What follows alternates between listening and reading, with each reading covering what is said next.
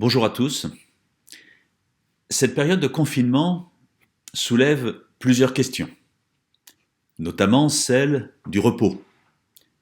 Difficile pour certains, comme pour le personnel de santé, particulier pour d'autres et bénéfique pour les derniers.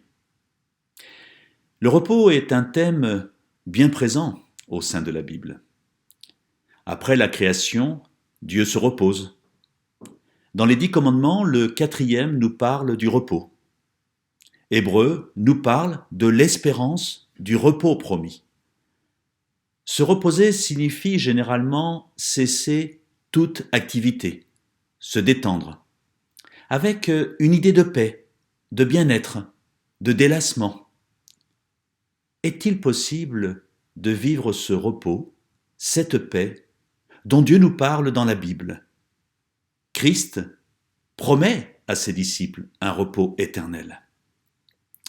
Matthieu chapitre 11, versets 28 et 29 nous dit « Venez à moi, vous tous qui êtes fatigués et courbés sous un fardeau, et je vous donnerai du repos. Acceptez mes exigences et laissez-vous instruire par moi, car je suis doux et humble de cœur, et vous trouverez le repos pour votre âme. » Se reposer est légitime, et nous en avons besoin. Dieu en parle, et notre corps et notre esprit nous le rappellent régulièrement. La période des vacances est généralement attendue avec impatience. Notons cependant que le repos n'a de valeur que s'il suit un effort. On connaît le repos par opposition à une activité physique ou mentale. Le travail et le repos ne cohabitent pas, le repos étant la cessation d'une activité. Généralement, on ne se repose pas sur son lieu de travail. D'ailleurs, même la terre a droit au repos.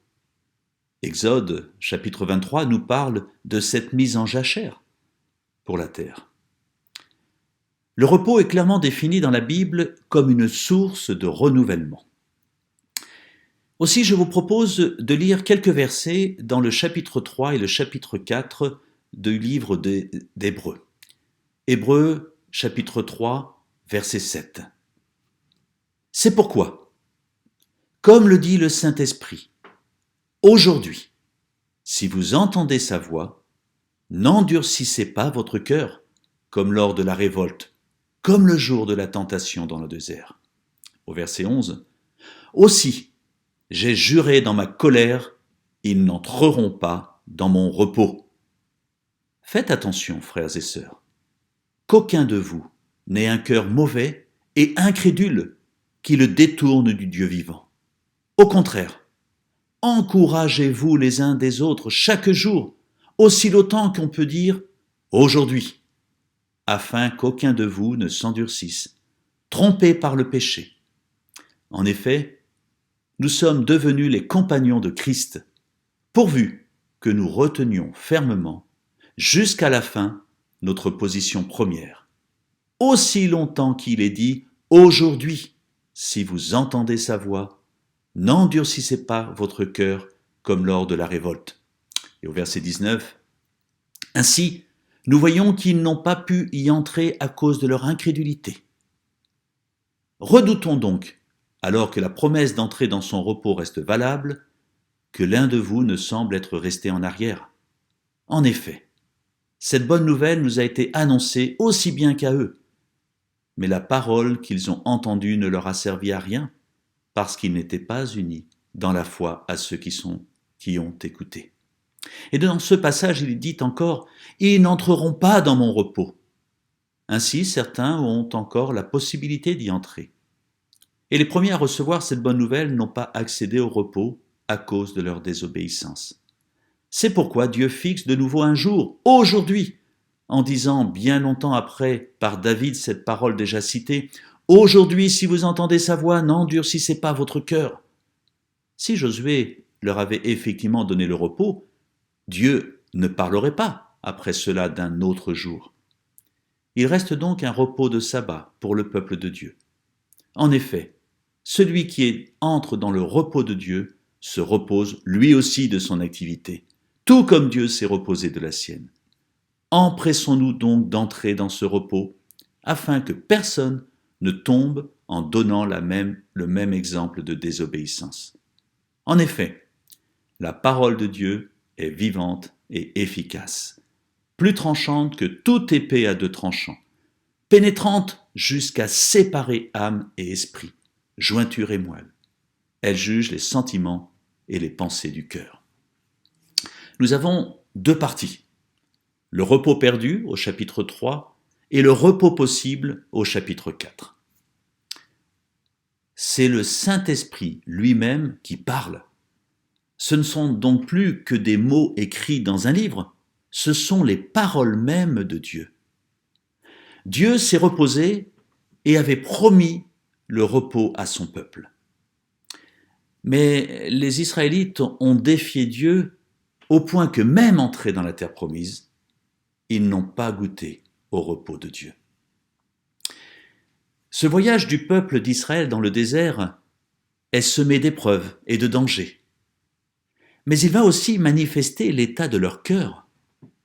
Ils vont succomber à la tentation, se décourager et vouloir faire demi-tour. Probablement que les Hébreux, destinataires de cette lettre, couraient le même danger.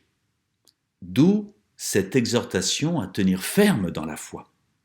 Aujourd'hui, répétez plusieurs fois, c'est-à-dire pas demain. L'appel est présent, pressant, solennel. Chacun doit y répondre maintenant. Quand Dieu nous parle, ne prenons pas le risque de remettre à plus tard, face à un lendemain que nous ne connaissons pas et que nous ne maîtrisons pas. Dieu veut nous faire profiter de sa présence dès aujourd'hui. Ésaïe, dans le chapitre 30 et le verset 15, disait « C'est dans le retour à Dieu et le repos que sera votre salut.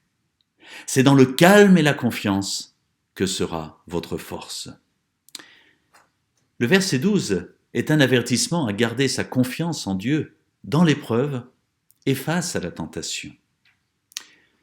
Le livre du Deutéronome, au chapitre 8, nous dit que Dieu a fait entrer son peuple dans le désert pour l'éprouver et apprendre à le craindre, à dépendre totalement de lui.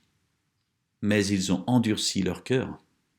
Mais il est dit aussi qu'après 40 ans, leurs vêtements n'étaient pas usés. Nous voyons que, même dans l'épreuve, Dieu a continué à prendre soin de son peuple. C'est vrai que le désert nous dépouille de nos désirs, de nos ambitions. Il nous montre que Dieu s'occupe de tous les détails de notre vie. C'est d'ailleurs bien souvent dans les périodes de désert que nous réapprenons à dépendre de Dieu. Travail, soucis, inquiétudes, une génération qui succède à une autre, cherchant toujours le bonheur, mais sans vraiment trouver le repos. Je suis si souvent fatigué par tout ce que je porte, par tout ce que je supporte. Venez à moi, vous tous qui vous êtes fatigués et chargés, et moi je vous donnerai du repos. La paix, le repos, ne se gagnent pas par des efforts, mais par la présence de Dieu. Nous savons qu'est-ce qui nous empêche d'atteindre ce repos. Le péché, la chair, les pensées qui veulent nous faire retourner en Égypte. La promesse de repos est toujours valable. Un repos présenté sous différents aspects dans la parole. Il y a le repos de la conscience lié à la valeur de l'œuvre accomplie de Christ. Mes péchés sont pardonnés. Le repos du cœur, que le croyant trouve à travers les épreuves, dans la marche et la soumission à sa volonté. Et puis il y a le repos de Dieu, final, immuable, éternel, vers lequel nous nous dirigeons. Dieu a envoyé Jésus-Christ dans ce monde pour nous conduire vers son repos. Dans sa grâce, Christ donne du repos à ceux qui sont fatigués. Ceux qui croient en Christ ont cette promesse que l'entrée dans le repos de Dieu est possible. Un nouvel aujourd'hui. Bien sûr, il nous faut entendre et croire. Dieu dit « mon repos ». c'est-à-dire un repos dans lequel il se trouve lui-même. Entrer dans ce repos même où Dieu lui-même est entré le 7e jour à la fin de la création. Le chapitre 4 commence par ces mots « Craignons donc ». Nous devons accepter l'avertissement qui ressort de l'histoire d'Israël, la séduction du péché et la faiblesse de notre propre cœur. Nous devons nous appliquer à entrer dans ce repos-là. Pour l'atteindre, nous avons, comme Israël, à franchir un désert aride et dangereux. Appliquons-nous, qui suppose un exercice constant. Quelques ressources dans ce chapitre 4. La parole, la personne de Christ, le trône de la grâce. La parole de Dieu, placée devant nous, est vivante, efficace, une puissance de pénétration extraordinaire, qui arrive à se frayer un chemin au milieu de choses étroitement imbriquées. Vous savez, c'est un peu comme l'image du lierre, qui arrive à passer à travers les pierres et ressortir.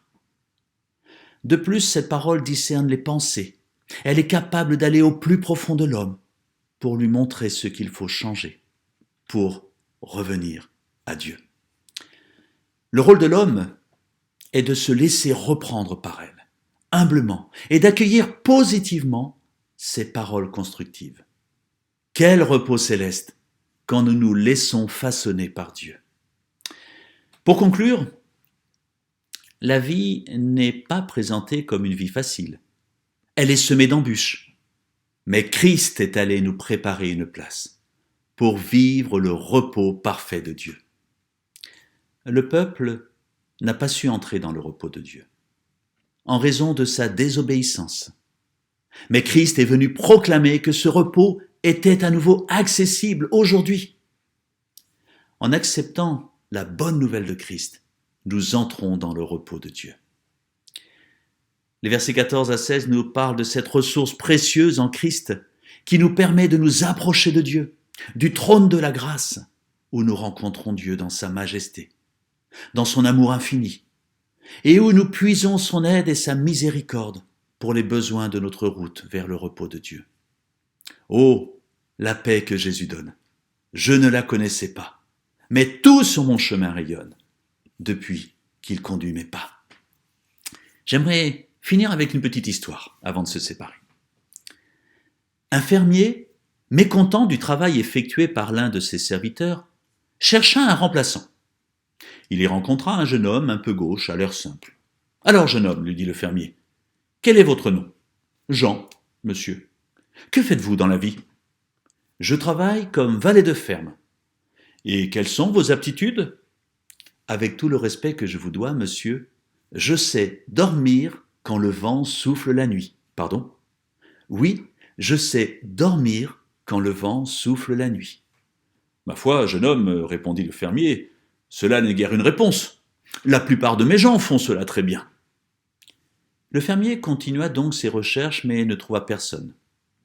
Plusieurs fois, il revit Jean, et chaque fois, celui-ci donnait la même réponse étrange. « Je sais dormir quand le vent souffle la nuit. » Tard dans l'après-midi, le fermier prit sa décision, trouvant que les yeux de Jean reflétaient l'honnêteté.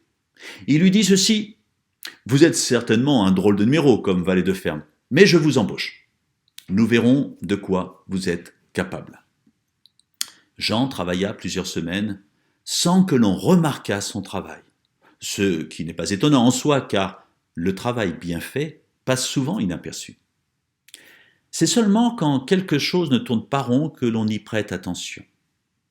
Puis une nuit, le vent commença à chasser devant lui d'énormes nuages. Il prit sa force dans les collines, traversa la forêt avec beaucoup de fracas, martela les bâtiments. Lorsque le fermier entendit le vent, il se dressa sur son lit. Oh, il connaissait bien ce vent-là. Déjà plusieurs fois, celui-ci avait arraché les portes des étables, dispersé son foin et renversé ses poulaillers. Il appela Jean qui dormait au grenier. Il hurla plus fort que le vent, mais personne ne lui répondit. Enfin, à grande enjambée, il monta le secouer. « Jean, Jean, lève-toi! La tempête va tout emporter !» Rien à faire. Jean dormait profondément. Il sortit seul dans la tourmente, s'attendant déjà au pire. Eh bien non, au contraire. Il vit les portes de l'étable solidement barricadées, les chevaux liés en sûreté, les fenêtres bloquées et le bétail sagement couché dans la crèche. Il trouva également les meules de foin bien arrimées par des bâches, attachées par des grosses cordes fixées sur des pieux enfoncés profondément en terre. La porcherie était intacte et les poulaillers en place, malgré la tempête qui sévissait avec rage. Alors, il éclata de rire.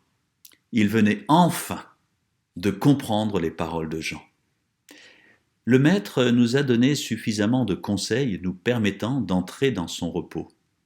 Donc, heureux l'homme qui peut dire « J'ai appris à dormir quand le vent souffle la nuit ». Que Dieu nous bénisse et nous encourage tout au long de cette semaine.